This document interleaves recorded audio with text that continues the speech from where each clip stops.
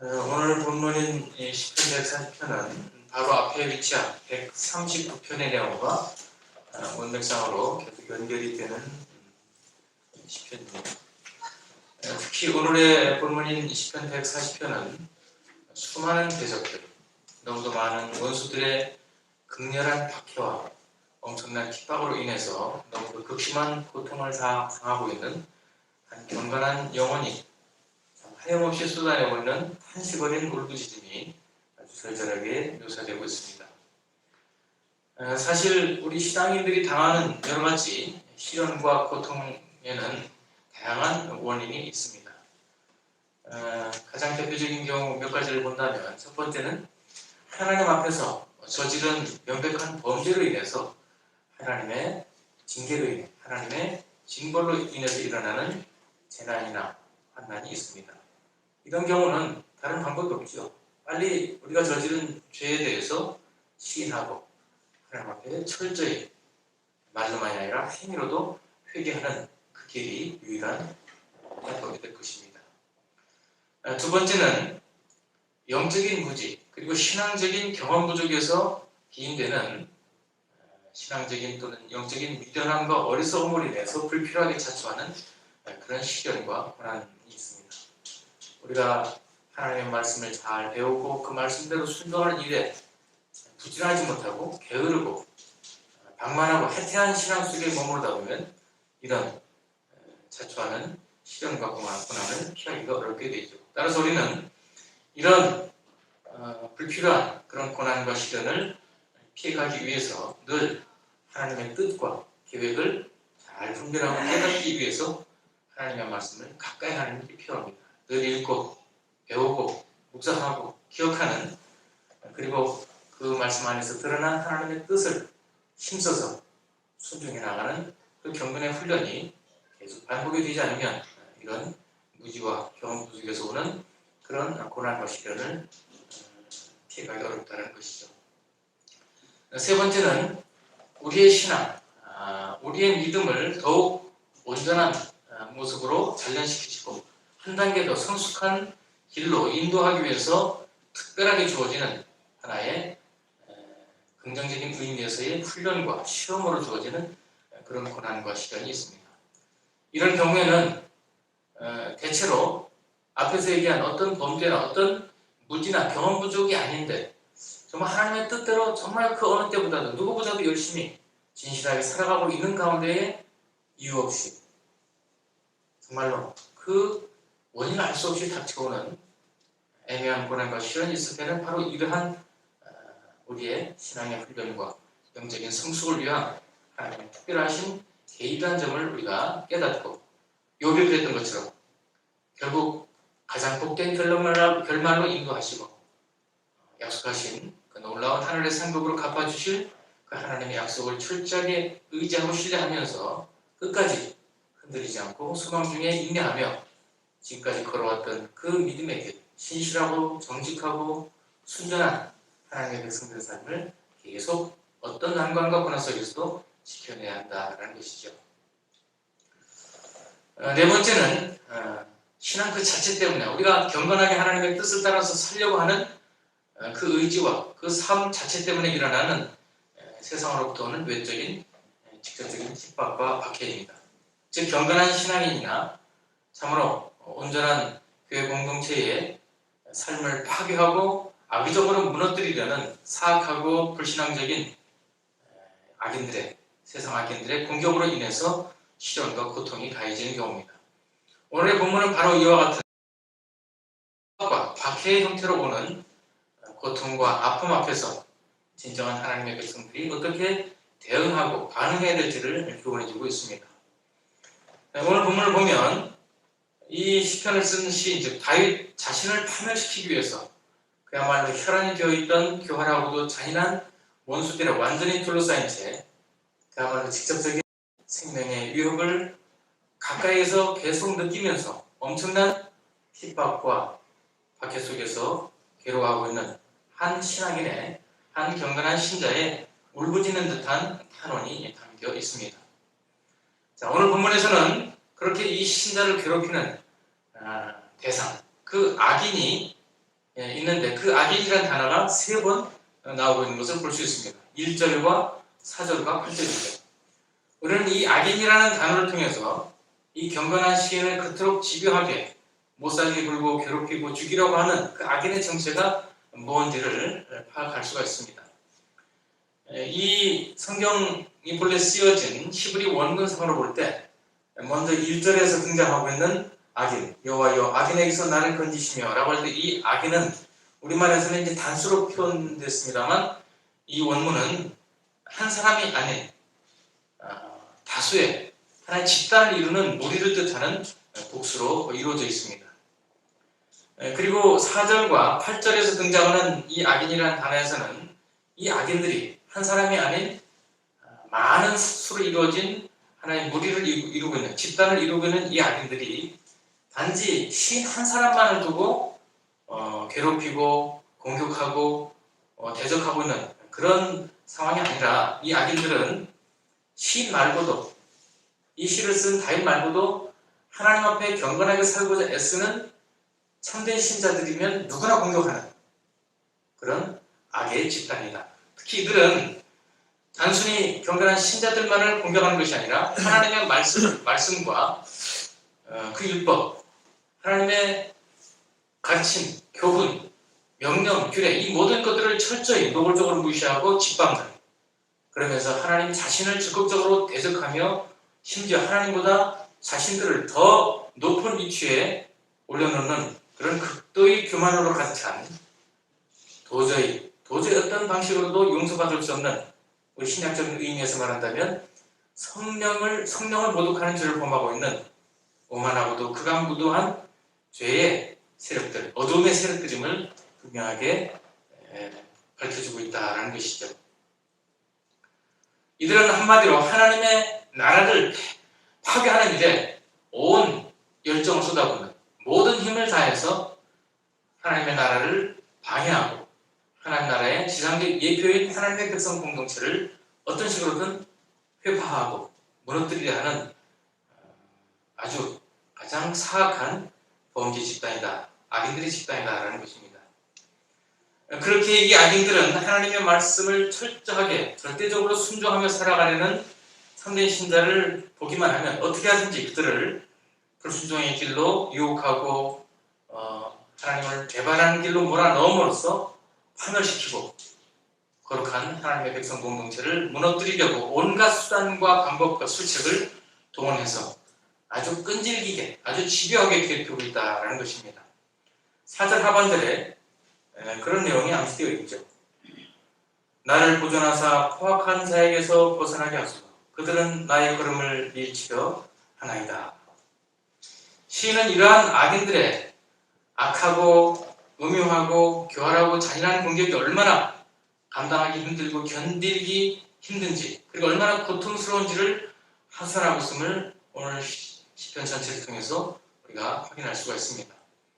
시인은 심지어 3절을 통해 그들의 괴롭힘과 가해지는 고통이 마치 독사의, 아주 맹독을 품은 독사의 독처럼 온 몸을 오그라뜨리게 하는 그런 통증을 유발하기도 하고, 한시도 마음을 놓을 수 없는 그런 불안과 두려움과 근심에 빠지게 되는 그런 근본적인 유혹의 근원이 되고 있다는 사실을 3절과 5절 통해 고백합니다. 그야말로 이 고통을 당하는 시인으로 하여금 몸과 마음, 그 어느 것 하나도 단 한순간도 쉴 수가 없는 그런 고통과 번민과 두려움과 공포로 얼룩진 그런 삶 속으로 계속 내몰고 있다는 것입니다. 자, 이런 상황에 처한 시인의 입장에서 과연 그가 가지고 있는 신앙은 어떻게 효과를 발휘할 수 있을까? 만약에 저 여러분이 이런 시인이 처했던 것 같은, 그야말로 인생의 막장과 같은 도저히 어떤 방법이 보이지 않는, 너무도 절망스럽고 자포자기할 수밖에 없는 비관적인 이런 인생의 막장에 내몰렸을 때 과연 우리는 하나님을 믿고 그분을 의지하는 신자로서 과연 어떤 반응을 보일 수 있을까? 아무리 훌륭한 신앙, 아무리 성숙한 신앙을 가진 사람이라도 이 정도가 되면 한 번쯤은 하나님을 향해서 불평과 불만이 터져날 수밖에 없을 것입니다. 원망과 의심이 나도 모르게 내 생각 속에서 내 입을 통해서 표출될 수밖에 없는 것이 당연한 일일 것입니다. 하나님의 말씀에 그동안도 그랬고 지금도 그랬고 여전히 철저히 순종하면서 그저 충성스럽고 진실한 삶을 살아내면서 하나님의 백성다운 그 품격과 신앙의 그 아름다운 삶의 경건성을 유지하면서 참 조금도 좌로나 우로나 치우치지 않고 말씀 안에 서 있는 그분의 백성인 나에게 왜 이처럼 도대체 그 원인을 알 수 없고 그 끝을 알 수 없는 애매하고도 무고한 고난이 이유 없이 계속 닥치고 있는지, 왜 이것을 내가 계속 감당하며 당해내야 하는지를 이해할 수가 없기 때문에 하나님 앞에 한 번쯤은 불평하리, 탄원이, 때로는 하나님을 향해서 삿대질하고 돌팔매질하는 그런 원망이 나올 수도 있을 것이다 라는 것입니다. 더군다나 하나님께서는 왜 이 같은 상황에서 참으로 그분을 사랑하고 그분의 뜻대로 행하려는 참된 신자를 위해서 즉각적으로 개입하여 간섭하심으로 그 상황을 반전시키시고, 그래서 모든 것을 바로잡지 않고 계속 침묵하시며 묵묵부답하시는가 라는 점에 대해서 답답하고 괴로워하는 가운데에 하나님 앞에 항변할 수밖에 없는 그런 처지로 내몰릴 수 있다라는 것이죠. 그런데 우리는 바로 이와 같은 극한적인 상황에서 시인이 보여주고 있는 너무도 놀라운 믿음의 고백을 들으면서 참으로 성숙한 신자의 자세가 어떠해야 하는지에 대한 분명한 가르침을 확인하게 됩니다.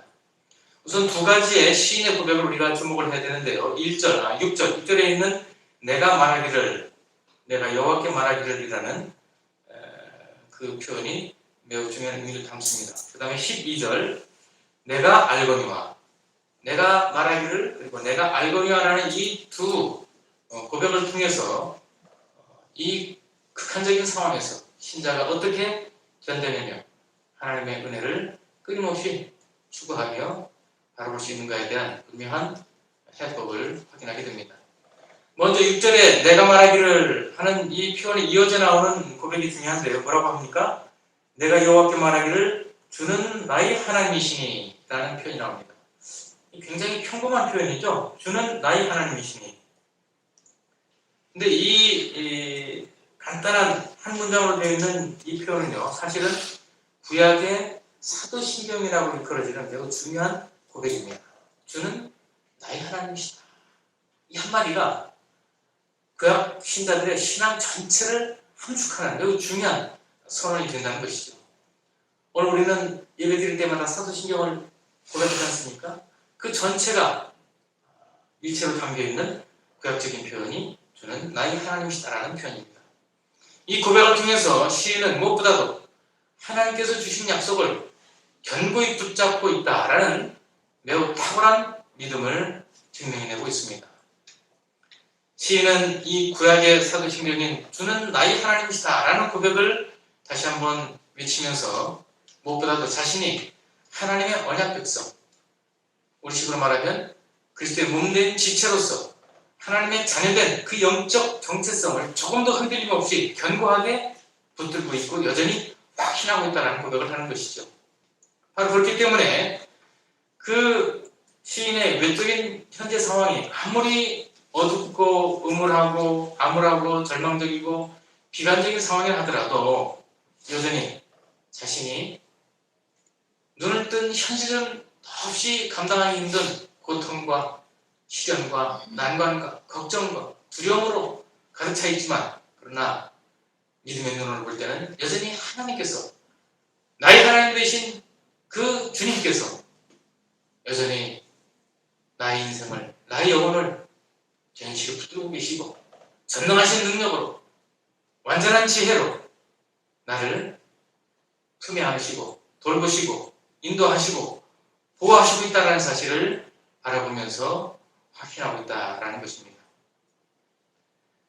그야말로 오늘 우리 신자들, 우리 신약의 신자들의 어법으로 환원한다면 예수 그리스도를 내 삶의 주인으로 모시고 있고 내 생명의 구원자, 나의 참된 아버지 하나님의 보내신 그분의 아들이요, 또 진정한 나의 왕이시오, 나의 주인이시오, 나의 보호자로 내가 인정하고 말씀 안에서 여전히 확신하고 있는 예수 그리스도 안에 있기 때문에 경건한 신앙 그리고 그분을 믿고 따르는 거룩한 삶을 유지하기 위해서 오늘 그리고 내일이라도 계속 치러내야 하는 어떤 대가로서의 고통스럽고 절망적인 상황이 계속 닥치게 된다면 그 어떤 위기 속에서도 여전히 하나님의 도우심과 보호하심을 현재적으로 확신할 뿐 아니라 미래적으로 내가 하나님 앞에 서는 그날까지 끝까지 나를 돌보고 보호하고 있기에 육신적으로 현실적으로 당하는 그 어떤 고난의 현실 속에서도 능히 견딜 수 있다라는 고백을 내어놓는 그 표현이 바로 내가 말하기를 저는 나의 하나님이시다 라는 신앙의 선언이신 것이죠. 여기서 우리는 믿음이 뭔가라는 것을 참된 신앙이 뭔가라는 것을 한번 생각해 보게 됩니다. 믿음이라는 이 단어, 신앙이라는 이 단어를 우리 신약 성경에서는 헬라어로 피스티스라는 단어로 표현하고 있는데 이 피스티스라는 단어는 이 문맥에 따라 믿음이라는 번역으로도 이해가 되지만 충성이라고도 번역이 됩니다. 그러니까 같은 단어가 믿음과 충성을 의미하고 있다는 것은 믿음과 충성 사이에는 긴밀한 그런 의미의 연관이 있다는 뜻이죠. 결국 우리가 하나님을 믿는 신자로서 가지는 참된 믿음이라는 것은 하나님께서 주신 약속의 말씀에 대한 철저한 신뢰를 바탕으로 한 충성의 모습, 충성의 삶의 외적인 표현이 바로 믿음이다. 내적으로는 말씀에 대한 신뢰와 의지가 있지만 그 하나님의 말씀을, 하나님의 약속을 철저하게 믿고 신뢰하는 그 내면에 보이지 않는 그 고백이 결국 충성된 외적인 삶으로 드러날 수 있는 것. 그게 바로 진정한 믿음이다라는 것이죠. 바로 시인은 그와 같은 참된 믿음을 고백하는 사람입니다.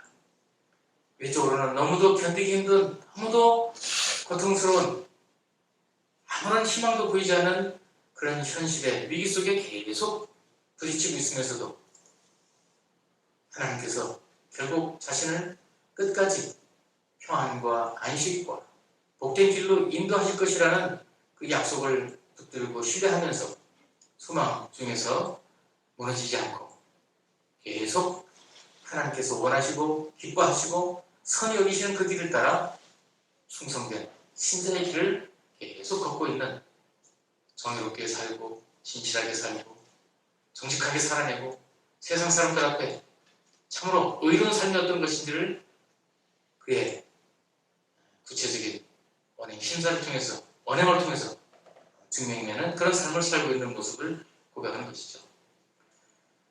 두 번째로 이 12절에 보면 내가 알거니와라는 매우 독특한 표현이 나옵니다. 이것은 앞서 말씀한 그 어떤 위기와 그 어떤 고통과 그 어떤 고난 속에서도 하나님의 보호와 돌보심과 인도하심을 확신하고 있는 그 신앙의 근거가 뭐냐라고 할 때에 바로 내가 알고 있는 그것 때문이다라고 고백하고 있는 것이죠. 무엇이죠? 지나온 과거의 역사 속에서 하나님께서 보여주신 그분의 신실하신 성품, 하나님의 하나님 되심에 관한 위대한 구원의 역사를 들여다보고 알고 기억하고 있는 것. 그것이 바로 그런 하나님께 대한 철저한 신뢰와 충성을 가능하게 하는 바탕이 되었다라는 것이죠. 그래서 우리는 아는 것이 중요합니다. 하나님 앞에 믿음의 고백을 말하기 위해서는 내가 먼저 알고 있어야 되는 것이 필요하죠. 뭘 알아야 됩니까? 하나님이 어떤 분이신지, 지난 역사 속에서 무슨 일을 어떻게 하셨는지, 하나님의 하나님 되심과 하나님께서 그분의 위대한 구원의 경륜을 이 세상을 향한 우리 인생들을 향하신 그분의 계획과 그분의 부상과 그분의 뜻이 어떻게 지금까지 교회 역사 속에서 세상 역사 속에서 펼쳐져 왔는지를 자세히 들여다보고 그것을 기억하고 계속 알고 있는 것이 중요하다는 것이죠. 그래서 살아계신 하나님의 존재 그리고 그분의 일하심의 명백한 증거들을 드러내주는 그런 과거의 역사를 교회 역사만이 아니라 세상 역사를 조목조목 살펴보는 것은 진실한 신앙인들, 참된 신앙인들을 위한 매우 중요한 지혜의 셈이 된다는 것이죠.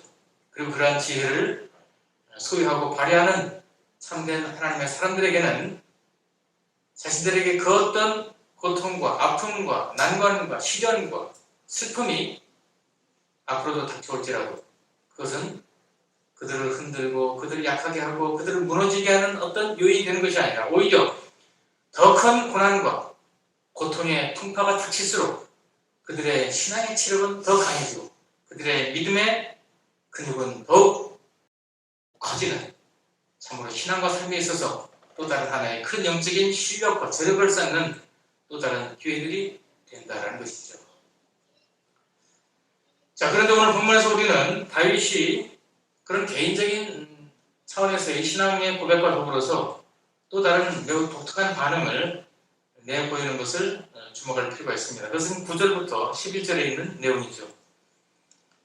이 부분에서 다윗은 아주 저주에 가까운 격렬한 감정을 토해내고 있습니다. 사실 오늘 본문만이 아니라 이미 다윗은 시편 여러 곳에서 종종 자신을 괴롭히고 또 자신을 포함한 하나님의 백성 공동체를 핍박하고 공격하고 무너뜨리려는 악인들과 그 원수들에 대해서 아주 격한 분노를 가감없이 표출하면서 아주 신랄한 비난과 저주를 퍼붓는 그런 장면들이 자주 등장하는 것을 볼 수 있습니다. 하지만 다윗의 그 실제적인 행위적인 측면에서 본다면 구체적인 행동에 있어서는 그렇게 표출하는 그런 분노만큼 그런 어떤 과격한 보복 또는 안갚음을 하는 그런 행동을 했던 것을 찾기가 어렵습니다. 왜냐하면 그는 결코 어떤 사사로운 복수심에 불타는 그런 사람이 아니었기 때문이죠. 즉 일반 사람들처럼 그저 사소한 문제에 대해서 상처받고 앙심을 품은 채 자신에게 잘못을 한 사람을 향해서는 자신에게 해를 끼친 사람에 대해서는 아주 가차없이 두 배, 세 배 개인적인 보복을 일삼는 그런 유치한 사람은 아니었다는 것입니다.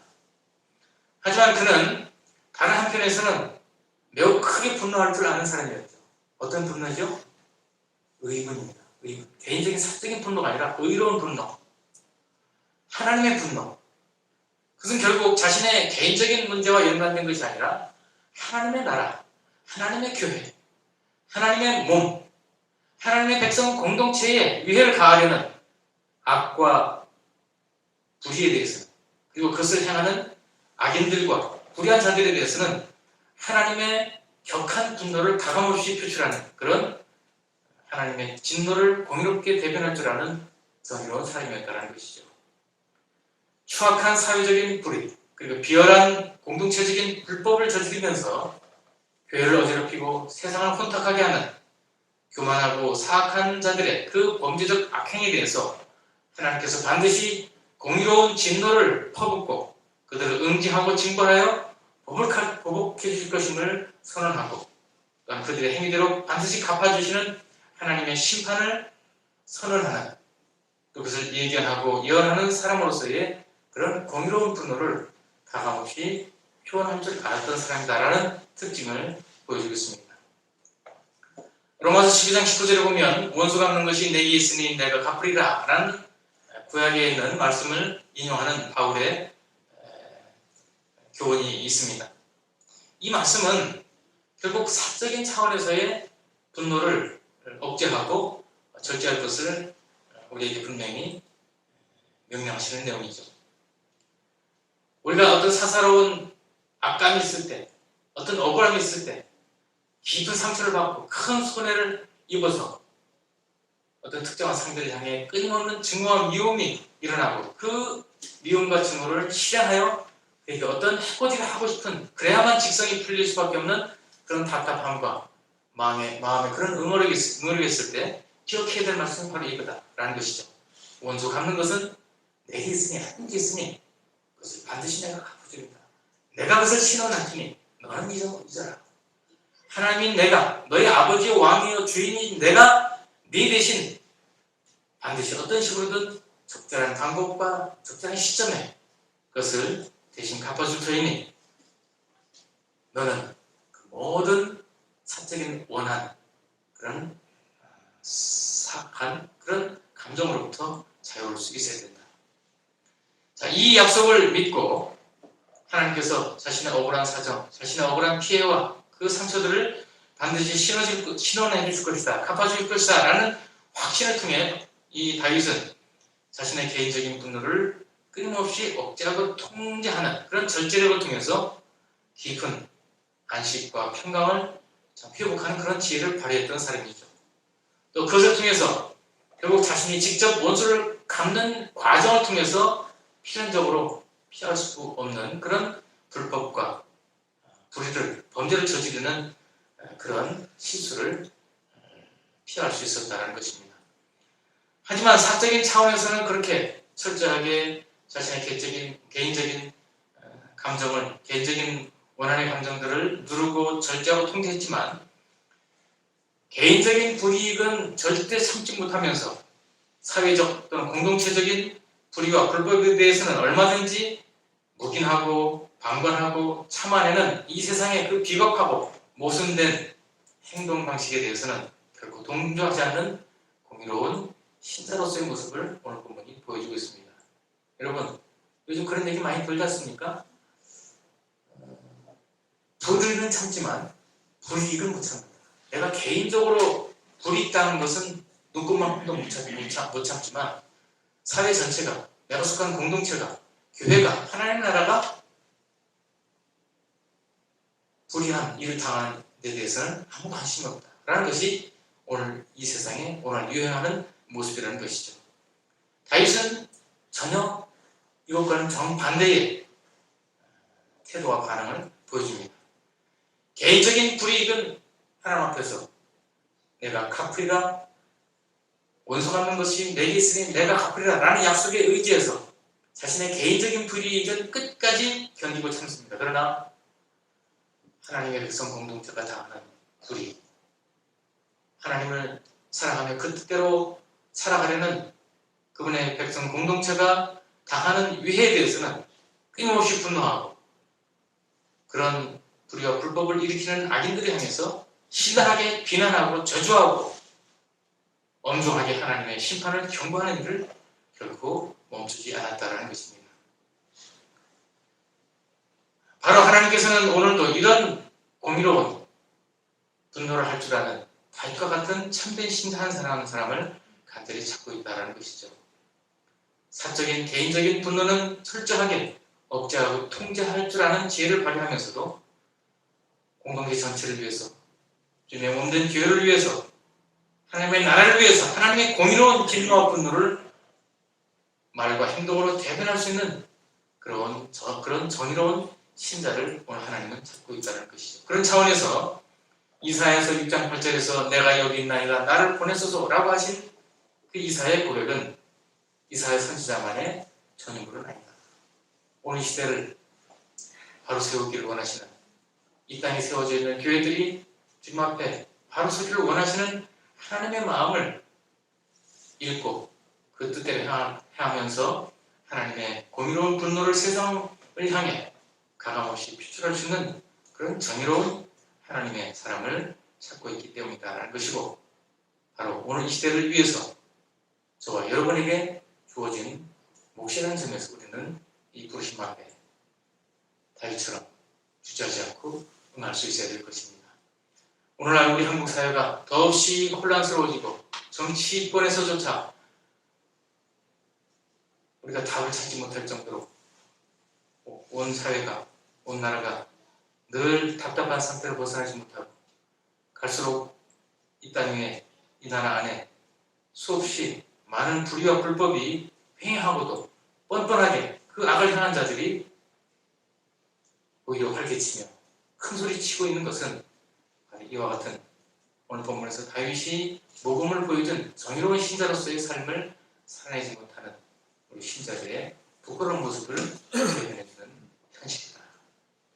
우리 한 사람 한 사람이 작지만 정말 하나님 앞에서 정직하게 이 공의로운 의문을 정당하게 표출할 줄 아는 그런 지혜와 그런 성숙한 신자로서의 자리를 지켜낸다면 하나님은 그런 우리의 삶과 신앙을 통해서 삐뚤어진 이 교회의 모습을 좀 더 온전하게 고치실 것이고 불의와 타락과 범죄로 어둠으로 가득 찬 이 세상을 조금이나마 맑고 밝게 고쳐나가시는 위대한 역사를 이루어 가실 것입니다.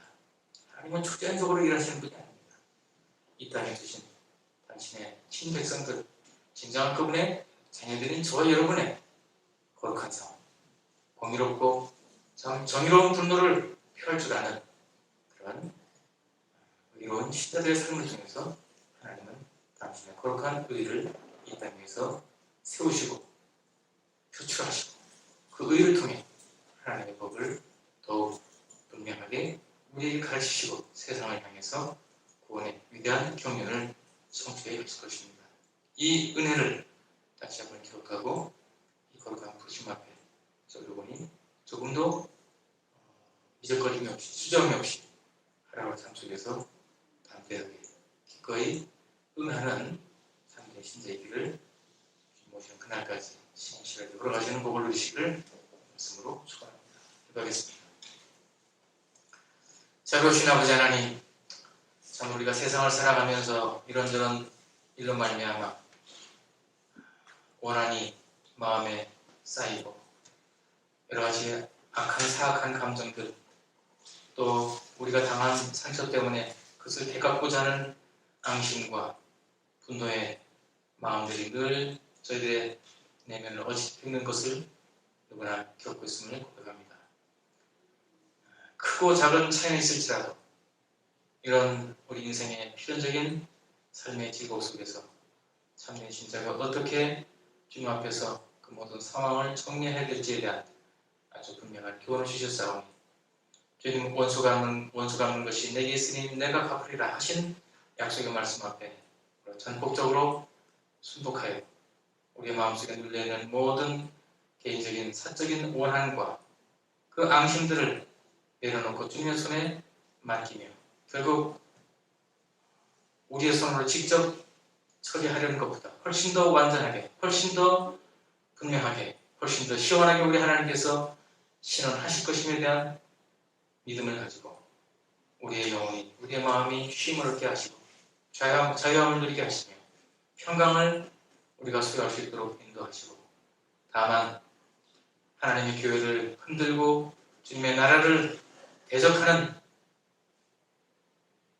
공동체적인 불법과 불의를 향해서 사회적인 그런 악을 향해서 주님의 이름으로 경고하고 주님의 진노를 대항하는 공의로운 분노를 표출하여 하나님의 의를 이루어내는 거룩한 신자들로서의 삶을 부족하며 없이 살아낼 수 있도록 지혜와 능력으로 함께 하시기를 간절히 소원합니다. 우리에게 주어진 삶의 시간과 공간이 참으로 세상이 알아주지 않고 세상이 결코 인정하지 않는 작은 영역일 뿐이지만 그 작은 영역에서 우리가 하나님의 공의로우심을 잘 퇴근할 때에 그 일을 통해 우리의 인생을 통해 하나님은 크고 위대한 이 세상을 향한 의로운 역사를 이루어가심을 믿고 우리 한 사람 한 사람에게 주어진 그 하나님의 의를 실현해야 될 삶의 영역과 그 역할들을 결코 소리 여기지 않고 진실하게 충성되게 그 사명을 잘 감당하는 정의로운 신자들도 부족함이 없도록 저희들의 인생을 붙잡아 주시옵소서. 예수님의 이름으로 기도합니다. 아멘.